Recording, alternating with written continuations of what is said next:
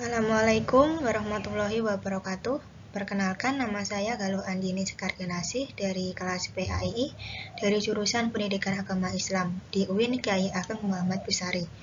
Saya di sini akan menjelaskan atau memaparkan mengenai hasil dari artikel saya yang kemarin yang berjudul Proses Kejadian Manusia dalam Al-Quran dan Kaitannya dengan Fitrah Tauhid. Latar belakang pembahasan dari artikel ini yaitu manusia adalah ciptaan Allah yang paling sempurna, sehingga dalam Al-Quran dijelaskan pula tahap-tahap bagaimana manusia itu diciptakan, mulai dari tanah hingga menjadi bayi yang lahir ke dunia yang tersusun rapi atau yang disusun rapi oleh Allah Subhanahu wa Ta'ala. Sejak awal manusia itu sudah dibekali oleh fitrah tauhid, yaitu naluri dan akal untuk selalu percaya kepada Tuhan dan hanya menyembah kepadanya. Namun, seiring berjalannya waktu dan berbagai pengaruh dari lingkungan, banyak sekali manusia yang melupakan fitrah ini, sehingga menimbulkan permasalahan terkait atau permasalahan aktual. Yang pertama, sekarang itu banyak sekali kekerasan terhadap wanita hamil yang mempengaruhi kondisi anak yang lahir, sehingga anak yang seharusnya dilahirkan secara sempurna malah membuatnya takut untuk dilahirkan ke dunia. Permasalahan yang kedua yaitu penelitian terhadap embrio, yang hal ini begitu jelas menentang proses penciptaan manusia oleh Allah dalam Al-Quran dan melanggar fitrah manusia. Dan yang ketiga ada praktik-praktik yang merusak kesucian manusia. Praktik-praktik ini seharusnya begitu menyeleweng dari sisi agama dan tidak patut untuk dibenarkan. Saya akan menjelaskan atau memaparkan berbagai tahapan manusia itu mulai diciptakan. Yang pertama, tahap saripati tanah yang dalam bahasa Arabnya disebut juga sulalatin mintin. Manusia berasal dari zat-zat yang ada di dalam makanan. Maksudnya seperti tumbuhan dan hewan yang semuanya tumbuh dari tanah. Zat-zat itu kemudian diproses dalam tubuh manusia dan menjadi air mani yang menjadi awal mula penciptaan manusia. Nah, menariknya, sebelum menjadi saripati, tanah keras itu harus melewati proses pelapukan terlebih dahulu. Nah, pelapukan ini menghasilkan batuan sehingga batuan tersebut lama-kelamaan hancur dan menjadi tanah liat. Jadi, tanah yang menjadi bahan dasar penciptaan manusia telah melalui proses alamiah yang panjang, mulai dari batu yang keras berubah menjadi tanah liat, lalu diambil saripatinya untuk menciptakan manusia.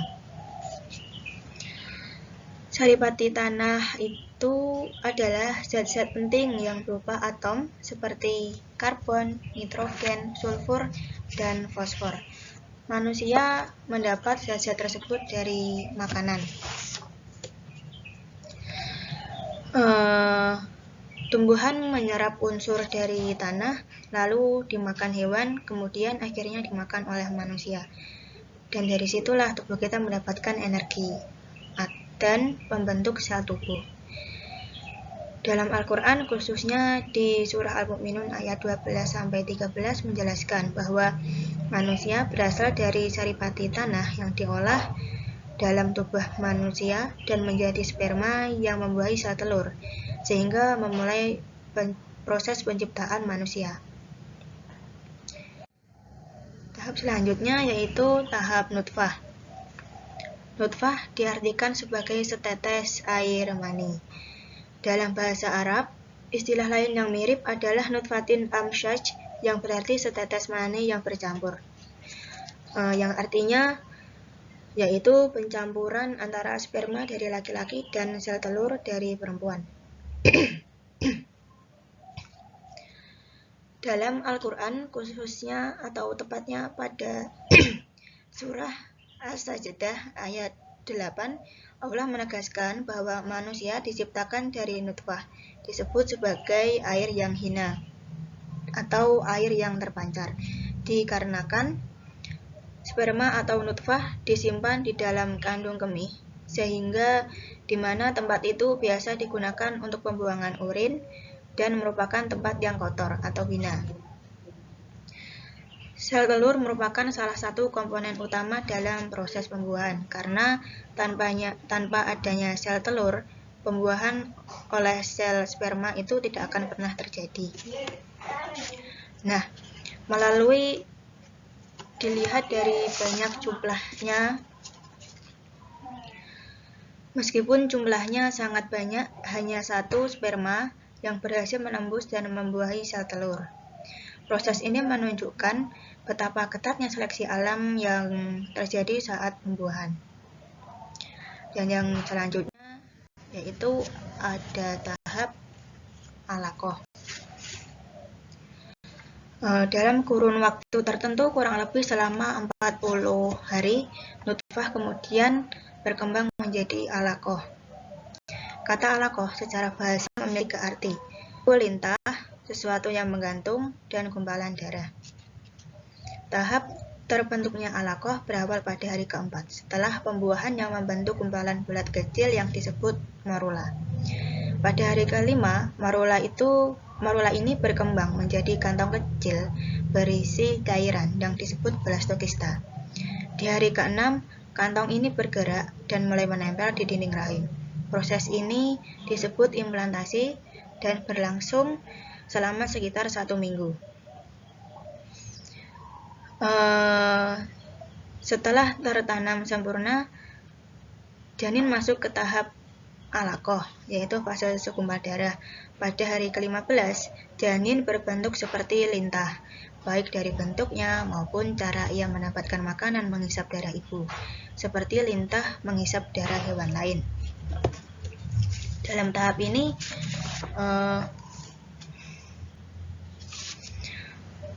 tahap ini, sistem peredaran darah embrio mulai terbentuk. Dan yang selanjutnya yaitu ada tahap mudghah. Mudghah berarti segumpal daging kecil yang ukurannya kira-kira sebesar 1 kunyahan. Istilah ini menggambarkan tahap perkembangan embrio ketika bentuk tubuhnya mulai terlihat lebih nyata. Pada fase ini, embrio tidak lagi hanya berupa kumpulan sel, tetapi sudah mulai menunjukkan bagian-bagian tubuh seperti kepala, tangan, dan kaki meskipun belum sempurna. Sampai usia kehamilan 6 minggu, embrio sudah bisa bergerak dan berputar di dalam rahim. Tahap ini disebut tahap mudghah, yaitu sel-sel berkembang dan membelah sangat cepat.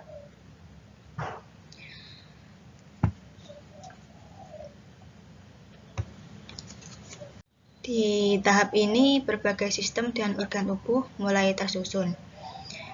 Yang selanjutnya ada tahap idzam. Kata idzam berasal dari bahasa Arab yang berarti tulang atau kerangka. Tahap ini merupakan salah satu fase penting dalam perkembangan janin di dalam rahim. Pada tahap ini, janin mengalami perubahan besar dari bentuk sebelumnya yang hanya berupa segumpal daging menjadi struktur tubuh yang mulai memiliki kerangka atau tulang. Pada akhir minggu ke-6 kehamilan, janin mulai membentuk tulang yang merupakan awal dari terbentuknya kerangka tubuh.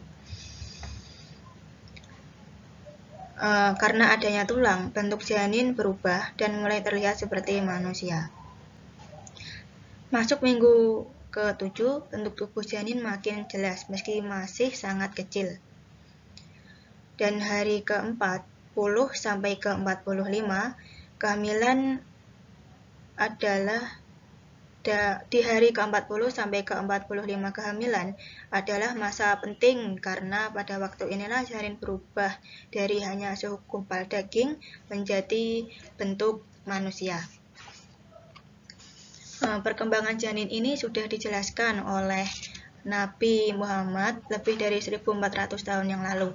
Dalam hadis riwayat Muslim, Nabi Muhammad menjelaskan bahwa saat janin berusia 42 hari, Allah mengutus malaikat untuk membentuk tubuh janin.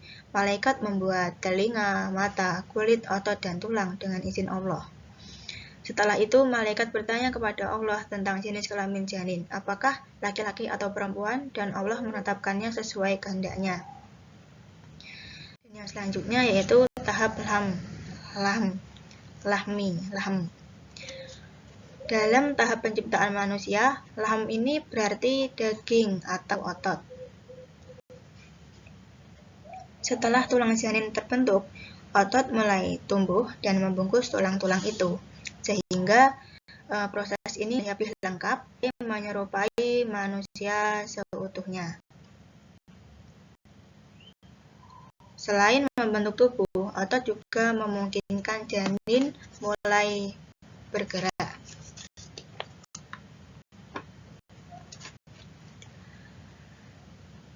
Dan selanjutnya yaitu setelah otot dan daging membungkus tulang, bentuk janin makin jelas dan menyerupai manusia. Bagian tubuh mulai menyatu dan otot mengikuti bentuk tulang. Pada tahap ini, janin mulai bisa bergerak karena otot sudah terbentuk dan terhubung dengan saraf. Proses ini disebut myogenesis. Dan tahap yang terakhir yaitu ketika manusia dilahirkan ke dunia.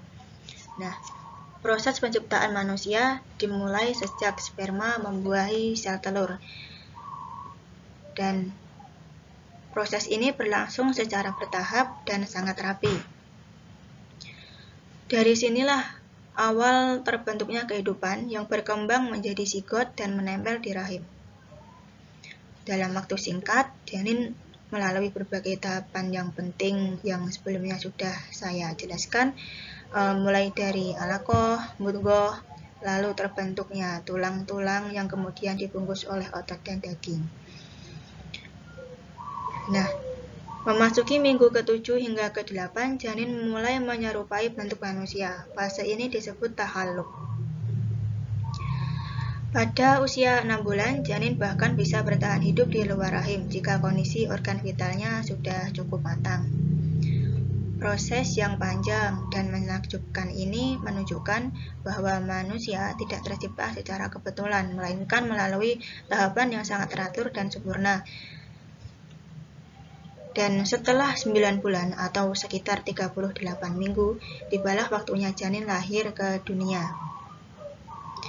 Manusia tidak hanya diciptakan dengan bentuk fisik yang sempurna, tetapi juga diberi akal, hati, serta kemampuan untuk berpikir dan merasakan yang menunjukkan bahwa kehidupan manusia memiliki tujuan yang besar, bukan sekedar hadir di dunia, tetapi untuk mengenal, menyembah, dan menjalankan tugasnya sebagai khalifah di bumi.